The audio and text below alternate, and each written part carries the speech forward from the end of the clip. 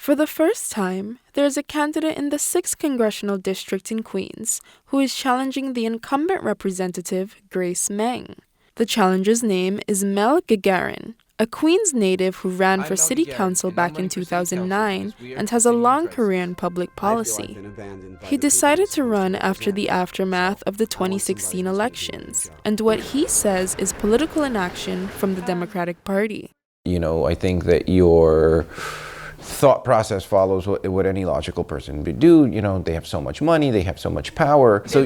But again, when you see the situation that we're in, when you see the inaction, when you see sort of the callousness that's coming from the office and sort of the traditional career politician actions, you quickly lose that fear, right? And it's replaced by a sense of anger because this is my elected representative. Like I literally, if I from my couch can see how dangerous this president is, how can you as an elected official that's in Washington and understands the gravity of the situation fail to act?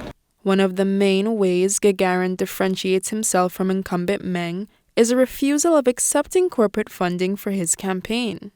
It has forced us to, one, hold ourselves accountable so that, whenever we're reaching out to folks and doing fundraising, we're making sure that, they're not tied to corporate PACs, that they're not in the real estate industry, that they're not with the fossil fuel industry, that they're not with the weapons manufacturers.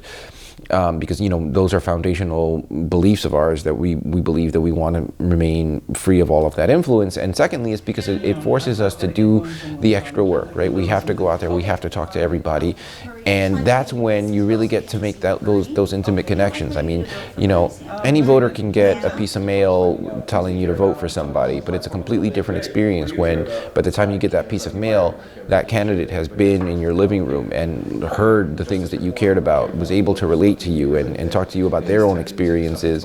And what we're doing is building a relationship and building a movement that continues, if hopefully we win, these aren't just any voters anymore and they're not just constituents anymore, but they're part of our joint effort to transform the way that governance happens. His policy ranges from the implementation of the Green New Deal to addressing the homeless crisis in New York City through housing reform. One of the things that I'd like to introduce if I do make it into Congress is what I'm calling the Golden Year Security Act. Watching my grandparents at their final years, even with the support network that we had, and they were able to have my mom's insurance and all that. There's still a lot of gaps in the social safety net that don't make it easy for folks in their retirement to be able to enjoy it without the fear of economic insecurity. They're just like one trip and fall away from being bankrupted.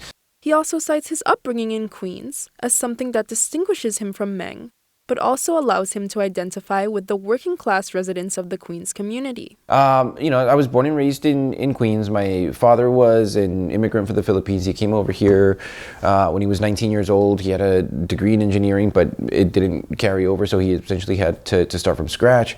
My mom was the daughter of two Puerto Rican parents, and my parents actually split up when I was super young. So I was raised by my mom and my abuela in a one-bedroom apartment that I lived in until I was 18. My mom was a nurse who worked the night shift, a union woman up until she retired 3 years ago. And that really informs my politics because I didn't have to read about the working class struggle. I got to live it. Mel's campaign is ran with the help of a close-knit team, including his campaign manager and wife, Aleida Gagarin. We have known each other since we were 18. We're 38 now, so we're past the halfway point of knowing each other for life. We have been together for almost 16 years, married for 12. But I'm also the current campaign manager. I helped organize the campaign and get things off the ground. I have a background in management and planning and advocacy work, and I successfully run a large department in a nonprofit organization. So it's just the right skill set to bring to trying to put something together.